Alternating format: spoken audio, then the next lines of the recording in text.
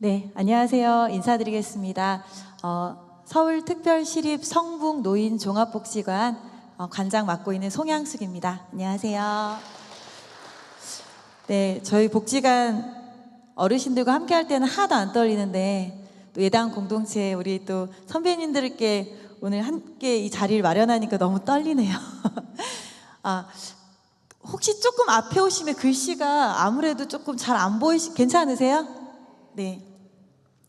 네, 저는 사회복지사로는 28년 차고요. 또 성북 노인종합복지관 관장은 이제 만 7년에 도래하고 있습니다. 그래서 예담교회에서는 벌써 저도 20년 차 되고 있는데 우리 예담교회 공동체 그 선배님들께서 이제 정말 존엄한 노년을 지금 보내고 계시잖아요.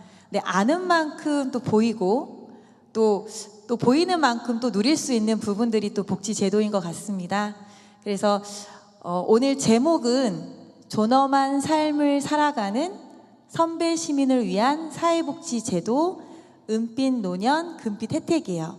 그래서 여기서 세 가지가 중요한 키워드는 존엄한 삶, 선배 시민, 사회복지 제도, 이 세 가지 키워드로 연결해서 오늘 좀 1시간 동안 제가 또 은빛 노년의 금빛 혜택이 될 수 있는 그런 시간이 될 수 있도록 하겠습니다. 네.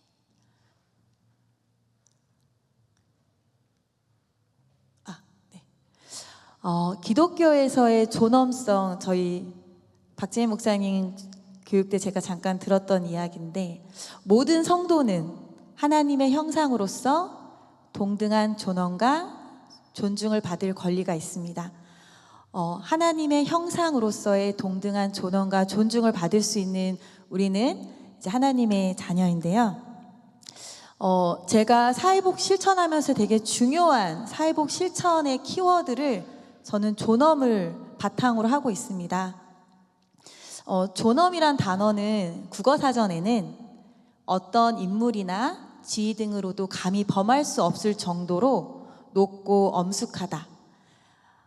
세계 인권 선언에는 모든 인간은 태어날 때부터 자유로우며 그 존엄과 권리에 있어 평등하다. 또 대한민국 헌법 제10조에 나옵니다. 모든 국민은 인간으로서의 존엄과 가치를 갖는다. 어떠세요? 우리는 존엄한 삶을 살아가는 사람일까요? 지금 내 삶은 존엄한 삶을 살아가시고 계시죠?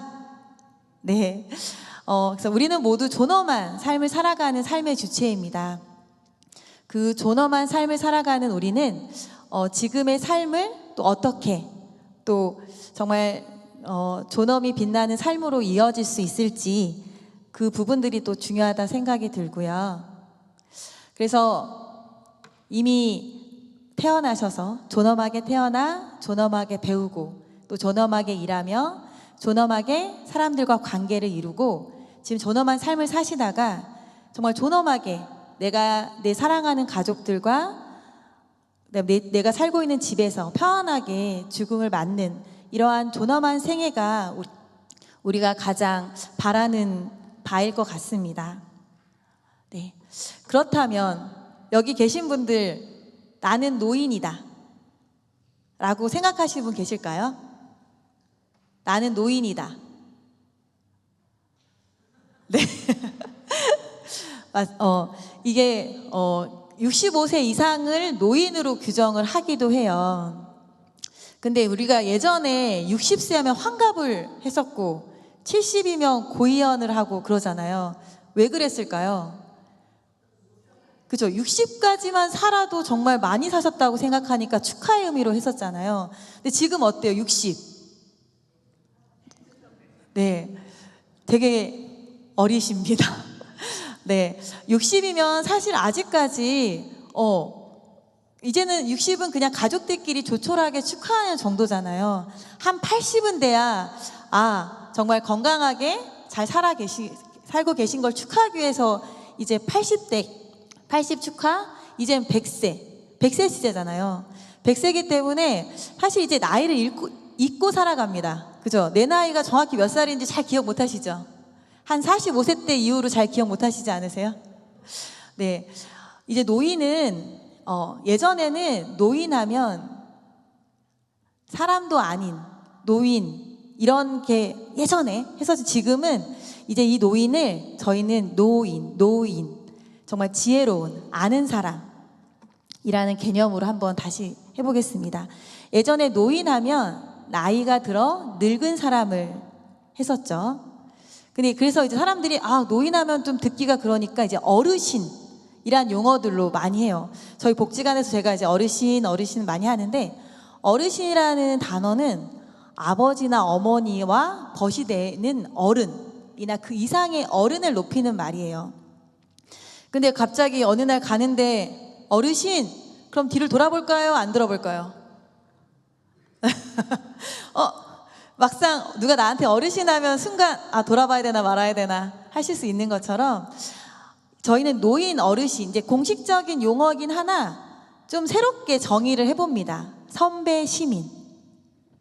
선배, 시민은 우리가 서울 시민의 시민은 개념은 넘어서 시민이자 선배인 존재를 저희는 선배, 시민이라고 하는데, 한국사회복지관협회에서 전국의 342개에 있는 복지관 협회에서 우리 노인의 개념을 다르게 재정의를 하고 있습니다.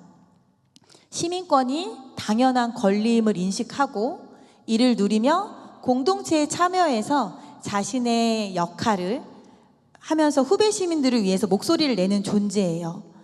선배 시민은 저희가 이제 시민권을 갖고 있잖아요. 시민으로서 공동체에서 내 역할을 갖고 내 목소리를 내서 더 나은 사회를 만들어가는 역할을 하는 거예요. 저번에 TV에서 이호선 교수님이 하시는 얘기가 되게 인상적이었어요. 노인은 나이로 사는 것이 아니라 역할로 산다. 근데 어느 순간 역할에 대한 상실에 대한 부분들이 있잖아요. 예전에는 내가 가장으로서 역할, 내가 남편으로서 역할, 또 사회 안에서는 어떤 직위를 가진 역할을 해냈었는데, 어느 순간 퇴직을 하거나 정년을 맞이시고 나면 역할에 대한 상실로 많이 사실은 어려움을 겪는 부분들이 많으세요. 그래서 그 역할이 끝났다. 아직 안 끝났습니다. 이제는 선배 시민으로서 역할을 하실 때가 된 거라고 저는 생각을 하고요.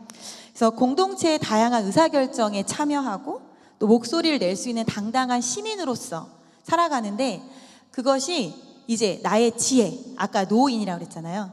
나의 지혜와 경륜을 후배 시민들과 함께, 후배 시민들을 위해서 그 나의 지혜와 경륜을 의미 있는 역할을 하실 수 있는 걸 저희는 선배 시민이라고 합니다. 여러분들도 그 노인이 아니라 선배 시민이신 겁니다. 그래서 선배 시민은 사람을 가장 잘 아는 존재, 그리고 지혜로운 존재, 또 공동체 속에서 나의 존재의 의미를 묻고, 인간, 시민, 또 이웃의 어른으로 해야 할 일을 성찰하는 존재로서의 선배 시민이에요. 그래서 나는 이제부터 노인 아니라 정말 지금도 열심히 내 삶을 살아가는 선배 시민이다 라고 자부심을 가지셨으면 좋겠습니다. 이게 뭘까요? 타이어. 은퇴를 영어로 뭐라고 하는지 아세요? 은퇴. 네, 맞습니다. 은퇴가 바로 리타이어라고 하거든요. 정말 새로운 바퀴로 갈아 끼우는 시기예요. 내가 아까 좀 존엄하게 태어나서 열심히 나의 중장년기, 아동기, 청소년기, 청년의 시기를 지나서 중장년 동안 정말 누구보다 열심히 내 삶을 살아왔잖아요. 다시 한번 나의 타이어, 나의 바퀴를 새롭게 갈아 끼우는 시기가 지금 이미 끼우셨고 끼우려고 준비하시는 그런 시기라고 생각합니다. 그래서 은퇴가 갑자기 내 삶이 뭔가 상실이 개념이 아니라 새로운 시작, 그래서 인생 2막이라고도 하잖아요. 그러한 부분들이 있습니다. 네, 그렇다면 존엄한 노년의 필수 요소가 뭘까? 정말 나는 나만의 고유한 삶으로 정말 열심히 살아왔고 지금도 열심히 살아가고 있는 그런 분인데 어떠한 요소가 필요할까가 저는 이제 크게 4가지로 봤는데요. 너무나 당연한 인간의 존엄, 그리고 아까 저 선배 시민으로서의 성찰과 인식, 이런 것들이 필요하고, 또 하나는 사회 통합.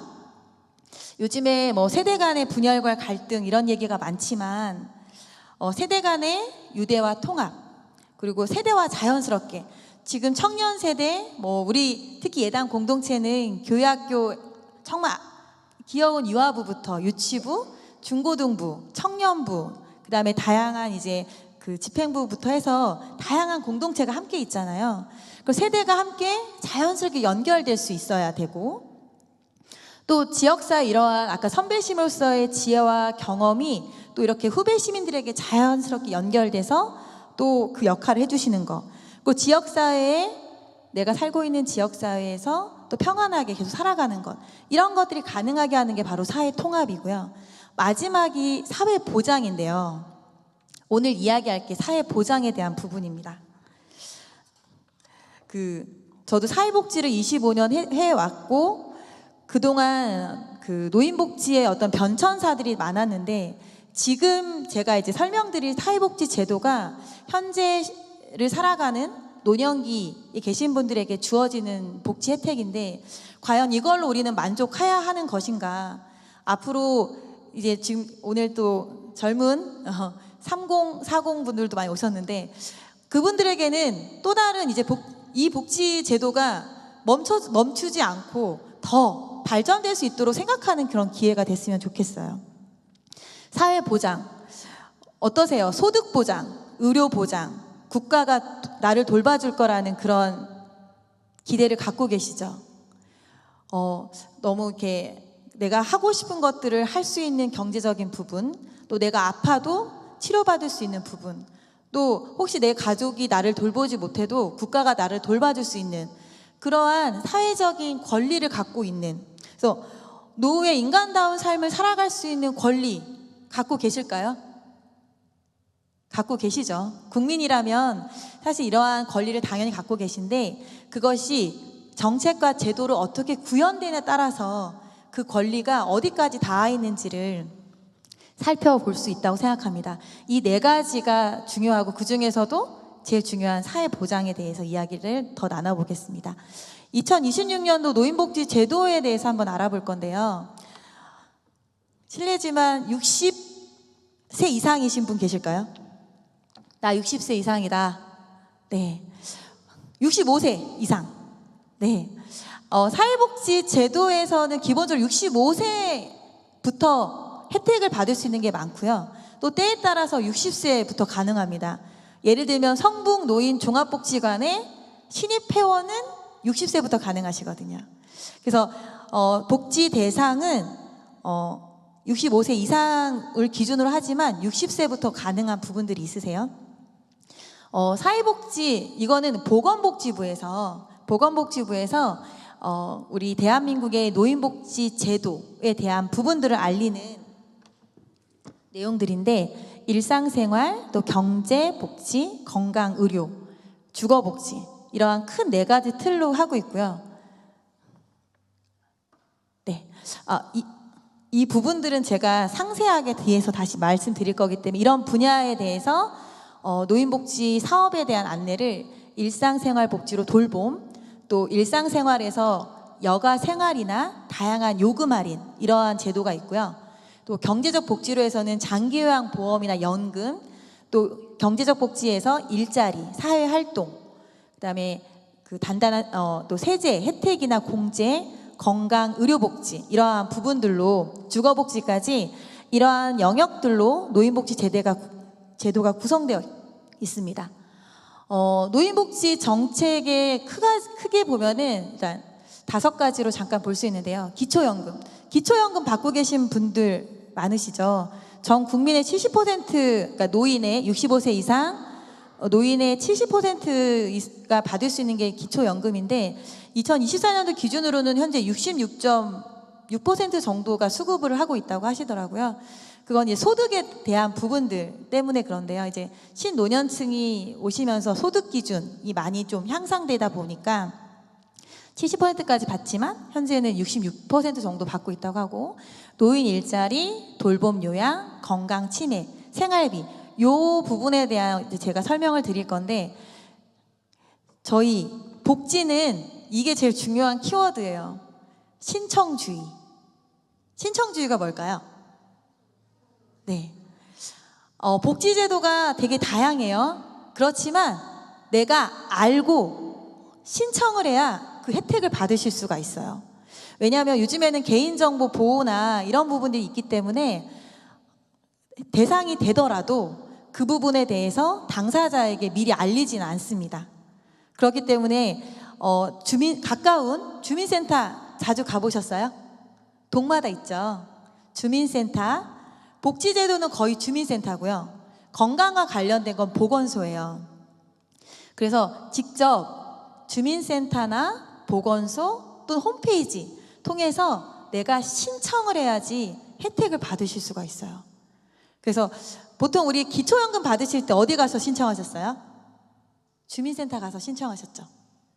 아니면 홈페이지. 그래서 기본적으로 우리 대한민국의 복지는 신청주의다. 그러니까 아는 만큼 여러분들께서 이제 신청을 하시면 됩니다. 그래서 그 맞춤형 급여, 그러니까 복지 서비스를 받는 내용들을 이제 급여라고 하는데, 맞춤형 급여를 안내해 줄 수도 있어요. 그러면 어떤 거냐? 복지 멤버십에 가입을 하시면 됩니다. 복지 멤버십은 이제 홈페이지로 따지면 복지 포털 복지로 사이트나, 아니면 홈페이지 너무 어려워 그러면 주민센터 가셔가지고 나 복지 멤버십을 하겠다. 이건 뭐냐면, 지금 나는 아직 뭐 기초연금이나 기본적인 건 하지만 내가 더 많은 혜택을 받고 싶을 때 나의 대신 신상에 대한 걸 다, 소득이나 이런 것들 다 기본적으로 공개를 합니다. 데이터로. 그러면 한번 가입해 놓으면 나중에 거기에 해당되는 거를 문자로 보내줘요. 이러이러한 부분에 대상이 가능하십니다라고 보내주면 문자 받고 내가 가서 신청을 하는 거예요. 문자 받았다고 해서 다 되는 건 아니고요. 일정 정도 그 혜택을 받을 수 있는 범주 안에 있다라는 부분이고, 문자가 오면 직접 가셔서 신청하시면 되는 부분입니다. 그래서 아까처럼 신청주에 입각하여서 맞춤형 급여에 대한 안내는 복지 멤버십으로 가입할 수도 있고, 만약에 내가 안 해도 내가 필요한 것만 가서 신청하셔도 돼요. 네. 보건복지부 사이트가 있습니다. 사실은 이제 우리가 이제 보건복지부 사이트 들어가면은 이제 복지에 대한 정보들이 많이 나오고 있어요. 그런 내용들을 제가 이제 정리해서 오늘 갖고 온 거고요. 네. 기초연금. 기초연금은 일단 만 65세가 도래하시면 기초연금을 신청할 수가 있고요.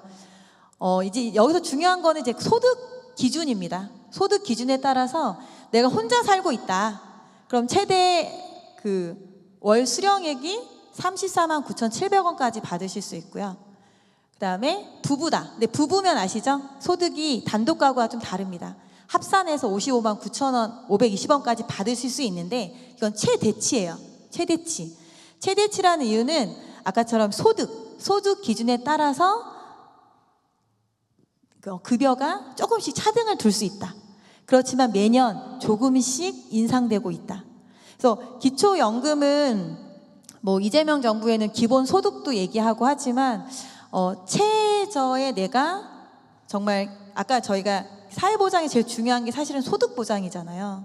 근데 우리가 소득보장이 안 되다 보니까 젊은 시절부터 뭐 일을 통해서 퇴직연금, 또 개인적으로 한 연금보험, 이런 걸로 노후에 대한 소득보장을 준비하고 계시는데, 아직까지는 우리나라가 65세 이상 공식적으로 드릴 수 있는 기초연금은 최대 34만 9천 원이에요.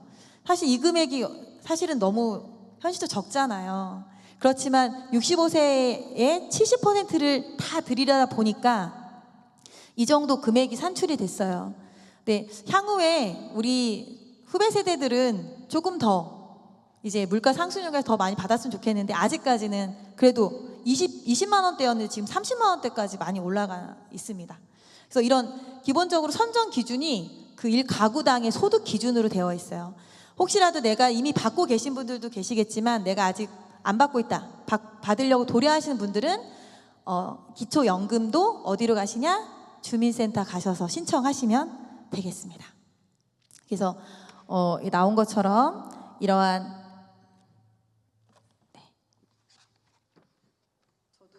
50이 넘으니까 글씨가 조금 덜 보여가지고 네, 그래서 기본적으로 기초연금도 매년 조금씩 상승하는데 이번에는 물가 인상률 생각해서 2.1%가 상승했다고 하고요. 현재 1961년생부터가 만 65세잖아요. 그래서 연령 조건은 만 65세 이상이고 소득 인정액이 소득 평가액과 재산의 소득 환산액을 통해서 70% 그 전 국민 아까처럼 65세 이상 70%에 해당하는 분들에게 차등적으로 드리고 있습니다. 그래서 그 신노년층 다 받을 수가 없는 게 소득이 사실 좀 높으시면 기초연금을 받기는 좀 어려우세요. 이 부분이 아직은 그렇게 되어 있습니다. 특히 이제 좀 퇴임하신 분들한테 제일 관심이 많은 게 일자리 부분이실 거예요. 나는 정말 아직도 일할 수 있는 건강과 시간과 있는데, 근데 지금 노인 일자리 부분에 있어서는 사실 청년 실업도 사실 생각보다 심각하잖아요. 청년, 중장년 실업이 생각보다 또 여전히 어려움이 있기 때문에 노년의 일자리 부분들이 생각보다 쉽지가 않아요. 저희도 고령자 취업 알선센터가 있는데 65세가 넘어가면 아무래도 이제 그 일자리가 좀 제한되어 있습니다. 제일 많은 게 이제 경비, 아파트나 이런 경비, 또 환경 미화나 택배, 도보 택배 뭐 이런 쪽의 부분들로 일자리가 있는데, 그래서 국가에서 들리시죠? 국가에서 일자리 사업을 지원을 하는 게 있어요. 노인 일자리 및 사회참여 활동인데요. 그래서 한 75세 이상이면 공익형, 65세면 역량 강화형 해서 공익형이라고 하면은 유급봉사와 좀 결이 같습니다. 우리 귀여운 아이들, 스쿨존 아이들 등하교 안전을 해주거나 아이들 학교 급식 서비스 아이들 급식 도와주는 역할, 그리고 도서관에서 또 환경 정리나 책, 또 도보로 책도 전달해 주거나 이러한 역할들이 이제 공익형이고요. 역량형은 조금 더 설명을 좀 더 드릴게요. 공익형 활동 같은 경우는 월로 따지면 월 30시간. 월 30시간이니까 20일로 따지면은 주 한 8시간 정도? 하루에 2-3시간 정도로 해서 월 30시간 근무해서 29만 원 정도 받으시는데, 이게 아까처럼 그 스쿨존에서 아이들 하거나 급식 서비스, 도서관 이런 부분이 있고요. 65세 이상인 분들에게 하는 거는 역량 활용형이라고 해서, 사실 기존에 커리어가 있으셔서 그 커리어에 맞춰서 일을 하시면 너무 좋은데, 아직까지 국가에서 하는 일자리 사업의 안에서는 그 커리어를 다 맞춰서 업무를 이렇게 배치하기는 사실 좀 여건이 안 돼서, 보통은 이제 아동, 어린이집, 유치원, 또 장애인 시설, 또 노인복지 시설, 사회복지 시설에서 같이 뭐 환경 정비라든지, 그다음에 수업에 대해서 내가 좀 재능이 있으시다 그러면 어떤 수업에 대한 강사라든지 이러한 역할들로 해서 좀 역량을 조금 더 활용할 수 있는 그런 일자리, 이거는 월 60시간 해서 67만 원 정도, 63만 원 정도 받고 있습니다. 그래서 역량형은 대신 4대 보험이 돼요. 보험이 돼서 많이들 하시는데 대신 퇴직은 안 돼요. 10개월만 하고 있어가지고, 그래서 의료보험이 됩니다. 의료보험이 가능해서 보통 역량형에 많이 참여를 하고 계시거든요. 네. 그리고 뭐 시장형도 있어요. 뭐 카페 같은 기관에서 이렇게 카페 사업 같은 거 하게 되면 그런 부분들은 시장형이라고 해서 실제적으로 수익을 창출한 만큼 또 그 약간 급여를 지원해 주는 그런 부분들이 이제 노인 일자리 사업에서 진행이 됩니다. 그래서 일자리 사업은 매년 12월에 예를 들면 성북구다. 성북구라고 하면은 동시에, 전국에 동시에 홍보가 나갑니다. 전국에서 동일한 시간에 동일한 시기에 홍보를 하고 상담하고 결정이 나요. 이거 전국 사업이거든요. 그래서 보통 12월 초에 시작이 돼서요. 한 2주간 기존에 하셨던 분, 새로 하셨던 분들을 홍보를 해서 오셔서 직접 상담을 받고 내가 어떤 영역에 관심이 있는지 상담 과정을 통해서 신청을 하고 나면 근데 여기서도 다 하고 싶다고 할 수 있는 게 아니라 소득 기준도 봅니다. 소득 기준, 건강 상태, 그다음에 본인의 의지 이런 것들 종합적으로 판단해서 1월 중순까지 결정이 납니다. 그러면 2월부터 시작해서 11월까지 10개월 동안 활동을 하시면 아까처럼 그 일정 정도의 소득을 갖고 계세요. 그래서 아까 저 기초연금 받으시고 노인 일자리 참여하시면 그래도 소득이 최소 이제 한 100만 원 이상, 영양형 같은 경우는 하실 수 있기 때문에 경쟁률이 세요. 어르신들께서.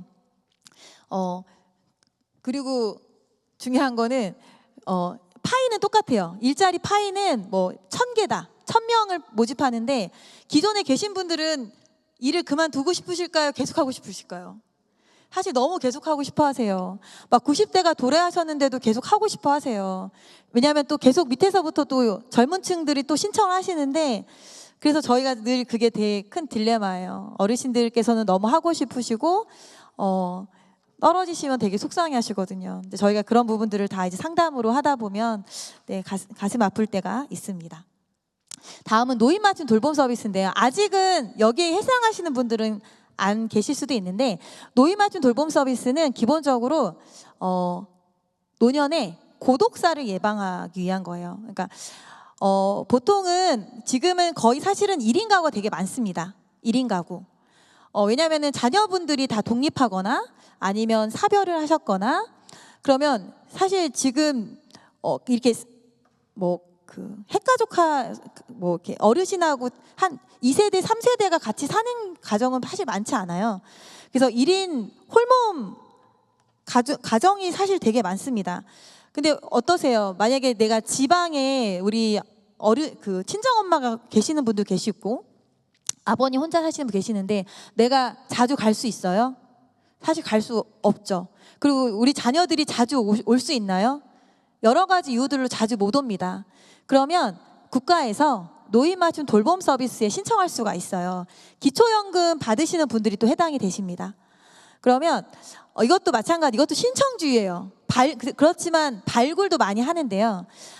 내가 현재 혼자 살고 있고 정기적으로 나의 안전과 안부를 물어줄 수 있는 생활지원사의 방문을 내가 괜찮다.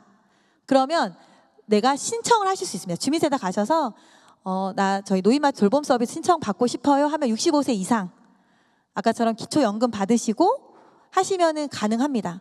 근데 대개는 나는 아직 누군가의 도움 받고 싶지 않아, 아니면 난 누군가가 와서 뭘 하는 게 불편해 하시는 분들이 계시겠지만 내가 내 가족 중에 혼자서 사시는데 누군가가 좀 정기적으로 방문해서 안전 안부, 그다음에 병원 동행, 그다음에 때로는 간단한 일상에 대한 업무 지원 이런 정도가 가능하세요. 그러면은 신청하시면 생활지원사 선생님이 정기적으로 방문하셔서 간단한 말벗도 해드리고 병원 동행이나 시장을 좀 봐드린다던가 집안을 좀 정리해 준다던가 이런 부분들이 됩니다. 그래서 그리고 또 그 노인맛 돌봄 서비스에서도 일반이 있고 좀 집중이 있어요. 좀 건강 상태 조금 더 안 좋은, 이따가 말씀드리겠지만 장기요양 제도권으로 진입하기 전 단계거든요. 그렇기 때문에 내가 조금 거동은 좀 불편하지만 아직 장기요양 등급 받을 정도는 아니다. 이런 분들 같은 경우에는 조금 더 일상에 대한 가사 업무까지 조금 더 지원을 해줄 수 있어요. 그래서 이 부분도 노인 맞춤 돌봄 서비스 수행 기관들이 각 성북구 같은 경우는 4개가 있어요. 저희 성북 노인 종합복지관하고 종합사회복지관 3군데가 같이 하고 있어서 그래서 이 절차는 주민센터 내가 신청을 합니다. 그러면은 주민센터에서 방문을 하세요. 방문을 해서 필요하다. 제도적으로 그 범주 안에 들어가신다고 하면 저희 성북노인복지관에 신청을 합니다. 해당한 동에. 그럼 저희가 또 방문을 해서 서비스 계획에 맞춰서 생활지원 선생님을 파견을 해요. 이런 부분이 노인 맞춤 돌봄 서비스입니다. 네.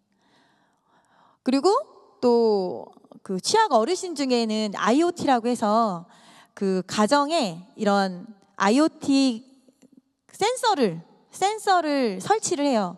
그러면 왜 장기적 건강이 좀 안 좋으셨는데 만약에 갑자기 내가 쓰러졌다. 근데 내가 누군가에게 그 도움을 청할 수가 없을 때가 있으시잖아요. 그럼 IoT에서 움직임이 없는 걸 감지를 하면 IoT에서 위험이라고 뜹니다. 그러면 저희가 이렇게 수행기관에서 직접 방문을 해요. 그러면 위기 상황에서 바로 발견이 될 수도 있고요. 안타까운 경우는 주말에 이럴 때는 정말 돌아가실 수도 있어요. 그래서 좀 빠르게 저희가 대처하기 위해서 좀 중증으로 좀 건강이 조금 염려가 된다. 그럼 IoT 이 부분도 설치가 가능합니다. 이 부분도 주민센터에서 다 신청하실 수가 있어요. 장기요양 제도인데요. 장기요양 제도는 저희가 장기요양 그 보험도 급여에서 막 냈어요. 그동안 내시는 분들. 장기요양 제도는 아까처럼 노인맞춤 돌봄 서비스 같은 경우는 내가 기본적으로 지역 안에서 내가 그래도 건강하게 내 일상을 살아갈 수 있지만 홀몸인 상황에 대한 부분들에 대한 부분이에요.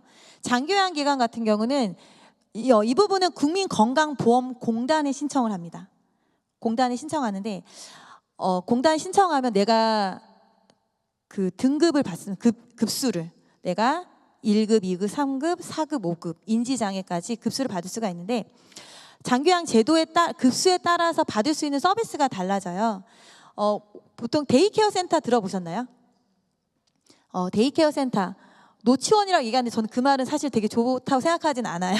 왜냐하면 어르신들의 건강에 맞춘 복지 시설이기도 한데 그래서 보통 우리의 꿈이 아까 제가 처음에 말했던 것처럼 내가 나의 존엄한 삶은 내가 사랑하는 가족들과 내가 살고 있는 내 집에서 오랜 시간 편안하게 살고 싶잖아요. 그리고 이렇게 교회도 오시면서 내 삶의 거주지 안에 살고 싶어 하는데 보통 내가 어느 순간 건강하다가 어느 순간 내가 건강이 좀 악화가 됐어요. 부득이하게 낙상이 돼서 고관절이 막 이렇게 골절이 왔거나 그래서 거동이 불편한 상황이 됐을 때 크게 이제 두 가지가 있는데 하나는 데이케어 센터처럼 일정 정도 낮 시간 동안 나를 돌봐줄 수 있는 그러한 장기요양 기관에서 낮 동안 나를 돌봐주는 것이 있고 또 아니면 내 가정에서 그 요양보호사님이 직접 오셔서 나를 케어해 주는 게 있어요. 근데 등급에 따라서 시간이 좀 다릅니다. 그래서 내가 건강이 안 좋아졌다. 장기요양 제도를 받고 싶다. 그러면 국민건강보험공단에 신청하시면 그 상담원이 옵니다. 오셔서 전체적으로 이제 다 조사를 하시고 조사를 한 걸 장기요양 등급 심의위원회에 올려요. 그럼 올리면 거기서 심의를 받고 선정이 되시면 선정된 거에 따라서 서비스를 받으실 수가 있는데 내가 만약에 갑자기 다쳤어요. 아니면 갑자기 수술을 받게 됐어요. 근데 수술을 받고 나서 바로 장기요양 등급을 받으면 너무 좋지만 3개월이라는 급성기 기간이 있어요. 내가 다치고 나서 3개월 동안 치료를 충분히 받고 다시 원래대로 다치기 전 단계로 다시 일상이 회복될 수 있다라고 판단이 되는 시기를 급성기라고 하거든요. 이 급성기 기간 동안은 신청하셔도 안 됩니다. 3개월이 지난 상태에서 신청을 하게 되면 그 다치기 전보다 더 건강이 악화됐거나 앞으로 건강이 더 호전되기 어렵거나 하게 되면 더 등급을 받으실 수 있을 확률이 더 높아져요. 그리고 보통 그 인지 등급 정도는 가장 낮은 단계고 4급이나 3급 정도면은 이런 재가급여라고 해서 직접 가정에 오거나 이렇게 데이케어를 이용할 수 있는 건데 부득이하게 가족들이 돌볼 수 없는 상황이 도래할 때가 있잖아요. 아니면 너무 이제 내가 이제 어느 순간 건강이 너무 나빠져서 요양병원을 가시거나 아니면 요양원으로 부득이 가야 되는 상황이 도래할 경우에는 급여를 변경을 신청합니다. 시설급여로. 시설급여 신청을 해서 뭐 이렇게 부양에 대한 가족들이 도저히 어렵다거나 그렇게 이제 사유서를 써서 급여 변경 신청을 하면 이제 그 건강에 따라서 1급, 2급, 3급의 급수를 받으시고 이제 요양원으로 이제 가실 수가 있는데, 이제 예전에는 가기가 좀 수월했어요. 그렇지만 2026년 3월부터 통합돌봄 지원법이 생겼어요. 이건 아까처럼 우리의 염원이었던 내가 살고 있는 지역에서 더 오랫동안 건강하게 살고 싶다라고 해서 통합돌봄 지원법이 생겼고, 통합돌봄 지원법이 생기면서 통합돌봄 지원법이 생기면서 이제는 예전처럼 등급이 바로 나오는 게 쉽지는 않아요. 이제 최대한 요양원에 가는 기간을 더 늦춥니다. 그래서 이제는 통합돌봄에 내가 이제 그 지역사회에서 돌봄 서비스를 받고 싶다. 그럼 똑같이 주민센터에다 신청을 합니다. 그러면 주민센터에서 직접 가정을 또 방문해서 어르신 건강 상태를 보고 국민건강보험공단 통합돌봄위원회에다가 상정을 하고 다시 성북구청 통합돌봄 실무위원회에서 심의를 거쳐서 이분에게 통합돌봄 서비스가 뭐가 필요한지를 이제 판정이 나면 직접 가정으로 의사, 간호사 또는 물리치료사 이런 분들이 직접 가정에 방문할 수 있는 방문 의료 돌봄이 가능하고요. 그래서 예전처럼 여기 누구도 여기 이제 지금은 이제 당사자는 아니시고 이제 보호자 입장에서는 내가 도저히 돌볼 수 없을 때는 어쩔 수 없이 사실 요양원에 많이 보내드릴 수밖에 없는 상황이 되게 많아요. 근데 내가 만약 그 당사자가 됐다. 요양원 가고 싶으실까요? 사실은 내가 당사자가 되면 안 가고 싶어 하세요. 근데 내가 어느 날 크게 다쳤어요. 근데 도저히 집에서는 케어할 수가 없어요. 그러면 본인의 의지와 상관없이 요양원으로 가게 됩니다. 근데 또 부모님 어때요? 자식 걱정하기 힘들까 봐 그 선택을 합니다.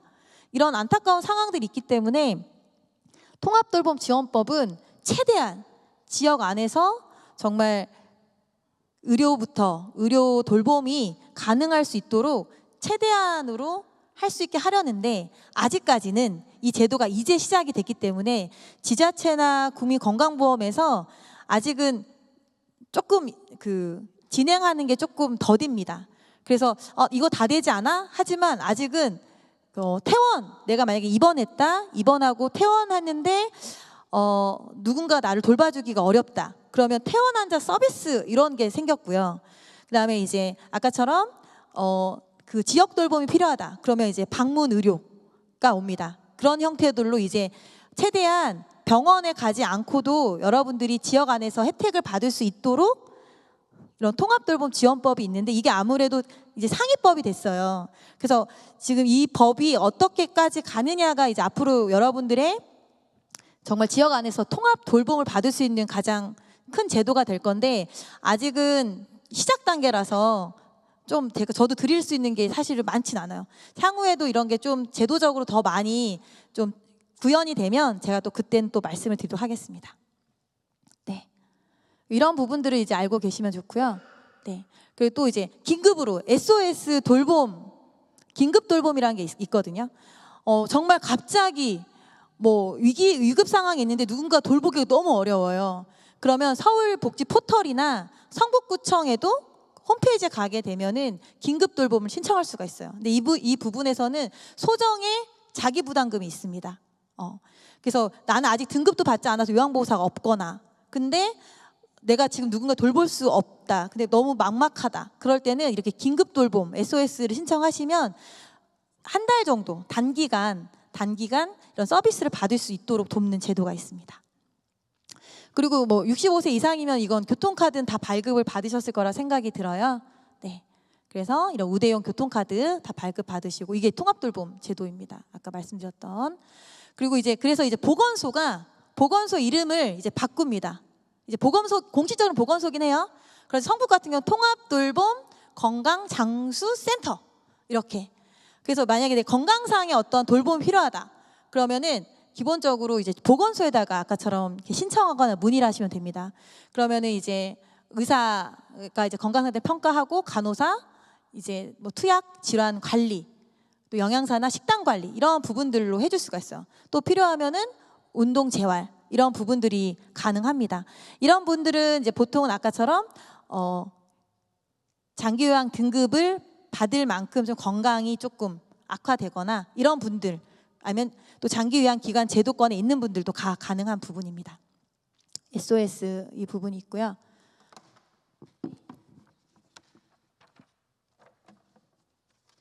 네. 또 성북구는 또 혹시 성북구에 사시는 분들 계실까요? 구마다 지자체마다 약간 제도가 조금씩, 아까 보건복지부에서 하는 거는 공통이고요. 지자체의 여건에 따라서 조금씩 다른 게 있는데, 성북구는 성북구민 안전보험이 있어요. 성북구민 안전보험. 네, 이것도 모르면 넘어가는데, 내가 가다가 보도부로 넘어졌다. 내가 가다가 그러니까 그 성북구 내에서 나도 모르게 이제 다치게 된, 구에 있는 땅, 건물 뭐 이런 것 때문에 다치게 됐을 때 최대 20만 원까지 지원을 받을 수가 있어요. 그래서 이 부분이 있다. 그러면 이것도 구청에 또 문의하시면 다 이 부분도 가능합니다. 구청까지 안 가시고 주민센터 가셔도 이게 다 됩니다. 그래서 요거 이제 구민 이제 안전보험 이거 있다라는 거. 65세 이상이세요. 그리고 또 다음은 성북구는 또 이번에 대상포진 예방접종을 무상으로 해드립니다. 대신 무상으로, 아예 100% 무상으로 할 수가 없어서 최소 금액을 받아요. 19,610원은 본인 부담금이 있고, 보통 대상포진 하려면 25만 원 정도 받잖아요. 일반 가면. 근데 이제 성북구민이라면 대상포진 예방접종 받을 수 있습니다. 이 부분 또 있으니까 받으시면 좋을 것 같습니다. 근데 내가 다 모르겠어. 그러면 사실 서울에 120번 누르면 다양한 복지 정보를 또 안내해 주세요. 내가 막 막연할 때 120 전화해서 내 상황이 이렇다. 그러면 또 그 상황에 맞게끔 안내하시는 분들이 또 다양한 복지 정보를 또 안내해 주실 수 있어요. 지금은 막연하잖아요. 내가 지금 당장 아는 것도 있고 당장 나랑 상관없는 거 있을 수 있는데, 보통 120번 전화해서 나 이런 상황인데 어떻게 도움받을 수 있어요 하면은 또 안내해 주십니다. 그리고 안마 바우처라고 있어요. 또 저희 이제 정부에서 시각장애인 안마사 분들의 일자리 보장을 하기 위해서 이렇게 안마 서비스도 해주는데 회당 4,000원 정도 자기 부담금이 있어요. 그러니까 이것도 바우처를 신청해야 되는데, 이것도 지자체별로 이제 예산에 따라서 하는 거라서 이것도 주민센터에 신청하실 수 있습니다. 안마 바우처. 그러면 이제 곳에 가셔서 안마를 또 받으실 수 있습니다. 네. 그리고 뭐 이거는 기타인데요. 지하철 무료시고, KTX 새마을호 30% 할인, 항공도 국내선 10%, 여객선 20%, 이게 경로우대.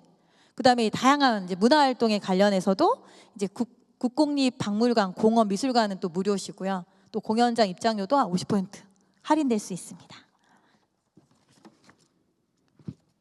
네, 의료검진도 다 마찬가지예요. 치매 검사, 네, 치매 검사도 이제 선별검사도 무료로 해주고, 진단검사 최대 15만 원까지 지원을 해주시고요. 또 틀니, 임플란트 평생 2개까지 지원 또 되는 거 알고 계시죠? 무릎 인공관절 수술비 최대 한쪽 무릎 120만 원까지 지원되고, 또 예방접종, 또 폐렴 구균 백신 1회 무료, 또 독감 백신은 매년 무료, 이런 부분들도 알고 계시면 이미 또 많이들 정보를 주십니다. 통신료, 또 기초수급자는 또 통신료 감면이 있고요.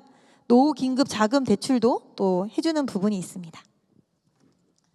네, 또 그 밖에도 이제 90세 이상 참전 유공자 보훈 예우 수당도 인상하고, 네, 이런 부분들이 소소하게 내가 해당되진 않지만, 그리고 또 방문, 또 장기요양 또 받으시는 분 중에, 제가 급여 받으시는 분 중에는 거동이 불편하시면 직접 방문해서 구강 건강관리도 받으실 수 있어요.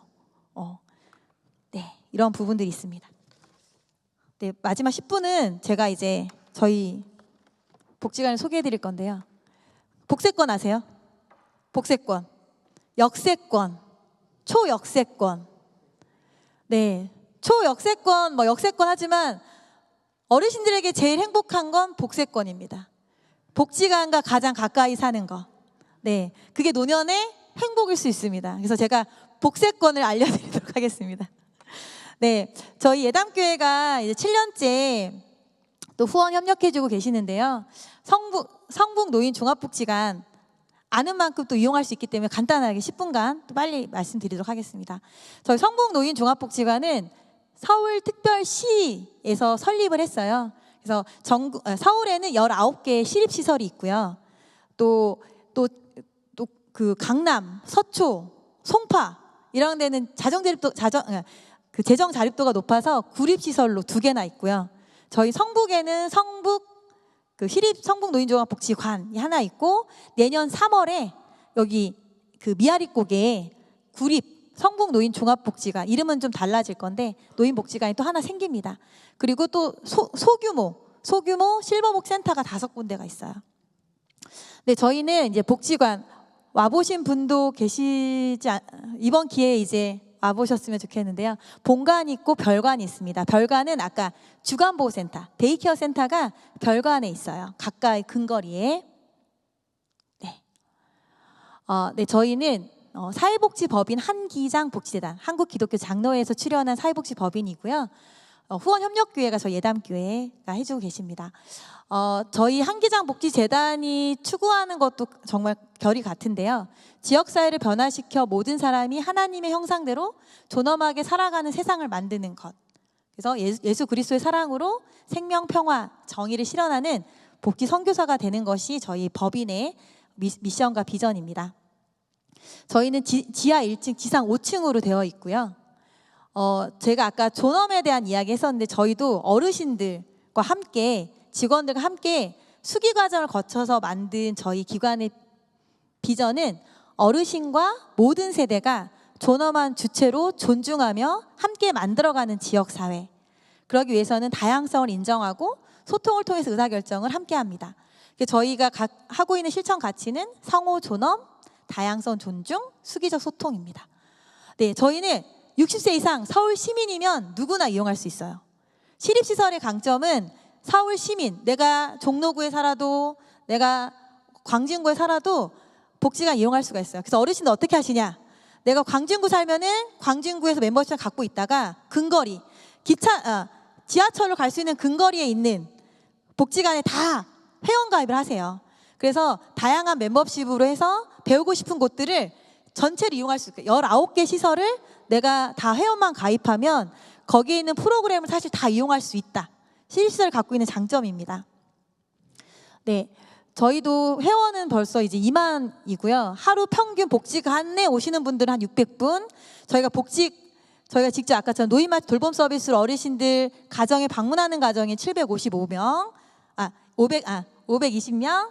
그다음에 노인 일자리 사업으로 다양하게 현장에서 활동하시는 분들이 755명. 그래서 총 하루에 저희가 복지관에서 함께 관계하는 어르신들은 한 2,000명 정도가 되고 있습니다. 네, 그래서 복지관에 오시는 회원은요 어렵지 않습니다. 60세 이상이면 오셔서 간단하게 회원 가입하시고 신입회원 교육 받으시고 와보신 적 있으시잖아요. 있으시고 저희가 이제 그 복지관에 월요일부터 토요일까지 운영합니다. 월요일부터 토요일까지 8시 20분부터 6시까지, 토요일도 8시 20분부터 6시까지 그렇게 주 6일을 운영하고 있고요. 어떤 걸 하냐? 네, 기본적으로 저희가 이제 노인 여가복지 시설이기 때문에 시설의 쾌적함, 편의시설 이런 부분에 되게 많이 신경을 쓰고 있고요. 아까처럼 그 지하철은 무료인데 버스는 무료가 아니에요. 그러다 보니까 그 교통비에 대한 부담들이 있어서 성북구에서는 교통 약자를 위한 무료 셔틀버스가 있습니다. 저희가 무료 셔틀버스를 같이 운영하고 있고요. 무료 셔틀버스 2대, 네, 복지관 셔틀버스 1대. 그래서 성북구 전역을 정기적인 시간을 통해서 직접 어르신들이 복지관 오시고 다시 가시는 그러한 부분을 담당하고 있습니다. 저희도 고령자 취업 알선 사업을 하고 있어요. 그래서 그 취업에 대한 의지가 있으시면 저희가 구인 구직, 구인자에게 이제 구직자에게 이제 구인처를 연결할 수 있는 그런 부분들을 저희 선생님들이 직접 해주고 있으니까 취업에 대한 관심 있으신 분들은 또 오셔서 신청하시면 됩니다. 그리고 아까 말씀드렸던 것처럼 노인 일자리 및 사회 참여 활동 저희가 직접 하고 있고 아이들 급식, 스쿨존, 또 지역사회 정화활동 등 다양한 활동들을 하고 있고요. 그래서 저희는 공익형으로 급식 도우미, 스쿨존, 그다음에 어르신들 거동이 불편하셔서 도시락 밑반찬을 받으셔야 되는 분들이 계세요.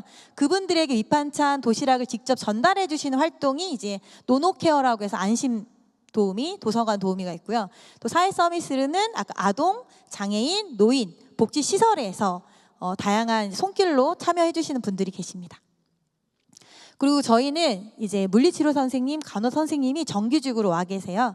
그래서 다양한 이제 그 촉탁이는 경희의료원에서 촉탁이가 오셔서 촉탁이 진료에 따라서 물리치료 받으실 수 있고 다양한 낙상, 치매, 다양한 노년의 건강과 관련된 교육이나 운동 프로그램들을 저희가 정기적으로 계속 하고 있고요. 또 제일 관심이 많은 게 노년 사회화 교육인데요. 다양한 배움에 있습니다. 여가, 취미 여가, 평생교육, 정보화, 다양한 60개의 강좌들이 무상으로 진행이 돼요. 그래서 좀 경쟁률이 있습니다. 그래서 추첨 형태로 진행되고 1학기, 2학기제. 지금 7월 8일부터 7월 둘째 주에 저희가 2학기 수강 신청하고 있거든요. 수강 신청기에 오셔서 수강 3가지 신청하시면 추첨을 통해서 2학기 수강을 하실 수가 있는데 경쟁률이 조금 높긴 합니다. 그렇지만 또 교육의 질은 되게 높고요. 그래서 그것만으로는 다 어렵기 때문에 저희가 다양한 공모 사업에서 어르신들이 참여할 수 있는 그러한 교육 프로그램들 다양하게 선생님들이 공모 사업을 통해서 유치해서 진행을 하고 있습니다. 네. 그리고 상담 사업 같은 경우는 일반 사업, 신입회원 상담, 전문 상담으로는 법률 상담, 심리 상담, 또 집단, 또 통합예술 프로그램 같은 다양한 그런 부분들이 있고요. 또 저희 또 감사하게도 저희 예담교회 이양주 권사님 또 와 계신데요. 또 대한가정법률복지상담원에서 저희 정기적으로 또 법률 상담 가능하도록 변호사님들 또 보내주셔서 또 정기적으로 저희가 또 상담을 또 진행하고 있습니다. 또 저희가 사전연명 의료 실천서 또 아시죠? 또 사전연명 사전의료 의향서 실천 모임에 또 우리 홍양희 권사님이 계신데 또 사전의료 의향서 또 상담도 저희가 직접 오셔서 해주고 계십니다. 또 복지관을 위해서 다양한 홍보 사업 진행하고 있고요. 또 지역사회 복지 활성화를 위해서 저희가 직접 경로당에서 직접 방문해서 경로당 어르신들이 화토 제일 좋아하시지만 화토 말고 더 다양한 또 문화예술 프로그램 하실 수 있도록 저희가 계속 연계하고 있고요.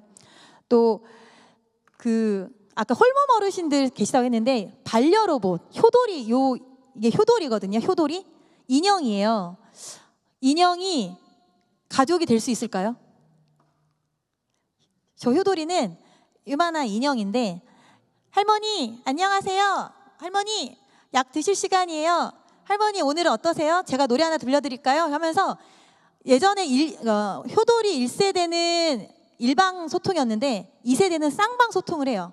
얘기하면 서로 얘기해주고 스케줄도 관리해주고 그러니까 어르신이 특히 복약 약 드시는 거부터 시작해서 할머니 오늘 교회 갈 시간이에요 이러면서 이렇게 그러한 일상을 해줄 수 있는 효돌이. 그래서 반려로봇이 전 처음에 이 반려로봇이 인형 이상으로 생각 못했는데 이 효돌이랑 함께했던 어르신들의 그 애착은 저희가 반려동물이 있잖아요. 그 반려를 주는 그런 것처럼 반려로봇 역시도 그 느낌을 정확히 어르신들이 느끼시더라고요. 그래서 지금 성북구에는 지금 100대가 있습니다. 성북구에는 그 돌봄 어르신 100개의 효돌이가 어르신들 가정에 있습니다. 또 저희가 이제 우리 선배 시민은 아까 말씀드렸잖아요. 나는 아직 노인복지를 이용할 수도 있지만 선배 시민으로서 자원봉사도 하실 수 있습니다. 저희는 은빛봉사대라고 해서 다양한 영역에서 어르신들이 봉사활동도 복지에 같이 함께 해주고 계시고요. 그래서 후배 시민들과 지구 환경을 위해서 저희 세대 공감 저희 바다 저희 예전에 했었는데 고래 그리기라고 해서 빗물바지 청소하는 그런 활동도 있고 네, 그럼 선배시민 봉사단들이 저희 복지관에 지금 있고 저희가 또 올해부터는 한성대학교랑 연결해서 선배시민 대학을 운영하고 있어요. 그래서 1학기를 잘 마쳤고 2학기도 지금 저희가 모집을 또 하고 있기 때문에 6070을 겨냥해서 조금 더 내 인생을 돌아보면서 앞으로 어떻게 또 살아가실지를 한번 성찰하시는 그러한 과정을 한성대학교 평생교육지원센터랑 같이 하고 있거든요. 그래서 만족도가 되게 높습니다. 또 그때도 한번 신청해 주시면 좋을 것 같습니다. 또 복지관에 또 후원 사업도 저희가 하고 있고요. 네, 벌써 이제 다 왔습니다. 네. 그래서 아까 제가 존엄한 삶을 살아가는 선배 시민을 위한 사회복지 제도 말씀드렸잖아요.